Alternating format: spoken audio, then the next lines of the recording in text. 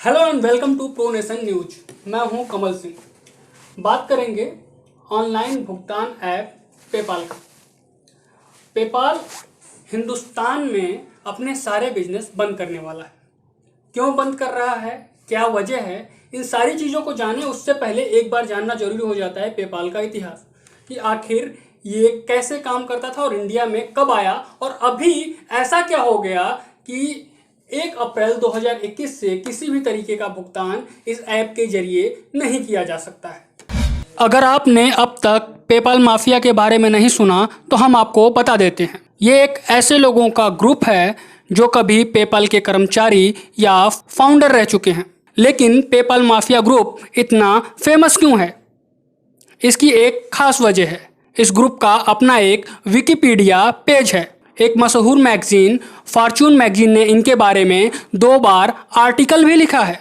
अब आप सोच रहे होंगे कि आखिर इस ग्रुप के बारे में मैगजीन आर्टिकल क्यों लिख रही है, तो हम आपको बता दें, इस ग्रुप के जो सदस्य हैं वो किसी न किसी बड़े कंपनी के मालिक हैं और उसका एक मेंबर हैं एलन मस्क, जो कि दुनिया के सबसे अमीर आदमी हैं। जी हाँ, वही एलन मस्क जो X.com के संस्थापक थे। आपको बता दें कि X.com ने पेपल बनाने वाली कंपनी को खरीदा था, जिसके बाद एलन मस्क का पूरा फोकस पेपल पर आ गया था और उन्होंने X.com के सारे कारोबार को बंद कर दिया था। मस्क का मानना था कि भविष्य ऑनलाइन पेमेंट का है। अब बात करते हैं पेपाल के इतिहास का। पेपाल ये वही कंपनी है जिसे ईबे ने खरीदा था। ईबे के साथ आने के बाद पेपाल का बिजनेस और भी बड़ा हो गया, क्योंकि ईबे के ज़्यादातर डिजिटल पेमेंट पेपाल के माध्यम से होने लगे थे। 2007 में मास्टर कार्ड के साथ एक करार के बाद पेपाल दुनिया की सबसे बड़ी कंपनी बन गई। 2007 में ही पेपाल ने भारत में एंट्री की, जब उसने चेन्नई में अपना एक सॉफ्टवेयर डेवलपमेंट सेंटर खोला। साथ में ऑनलाइन भुगतान की भी सुविधा शुरू की गई। 2010 आते आते पेपाल ने भारत में सभी पर्सनल ट्रांजैक्शन की सर्विस को बंद कर दिया। मतलब अब आप भारत में किसी भी पर्सनल ट्रांजैक्शन को इस ऐप के जरिए नहीं कर सकते थे।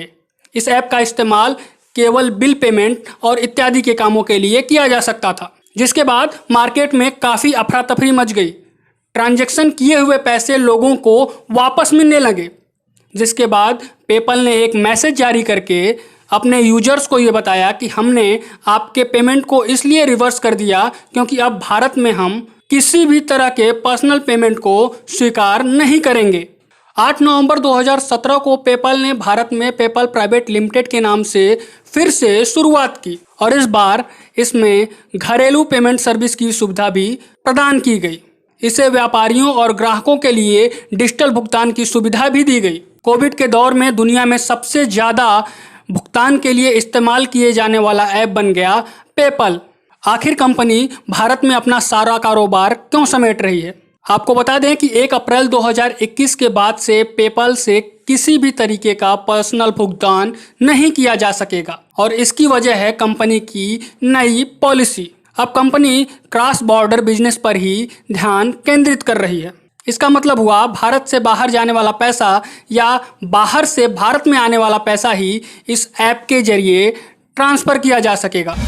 2010 से 2017 तक का वो दौर रहा जब पेपाल इंडिया में पूरी तरीके से बंद था, पर्सनल ट्रांजैक्शन उससे नहीं हो रहे थे। यानी अब इस ऐप से सिर्फ पेमेंट किए जा सकते थे, बाकी कुछ भी नहीं किया जा सकता था। लेकिन 8 नवंबर 2017 को पेपाल ने फिर से इंडिया में पर्सनल बैंकिंग की सिस्टम को ऑन किया। यानी आप पर्सनल ट्रांजैक्शन अपने दोस्तों को, रिश्तेदारों को इससे पैसा भेज सकते थे। कोविड-19 के दौर में पेपाल दुनिया की सबसे ज़्यादा इस्तेमाल की जाने वाली कंपनी बनी। लेकिन 2021 आते आते फिर से कंपनी ने पर्सनल ट्रांजैक्शन भारत में बंद करने की बात कही है।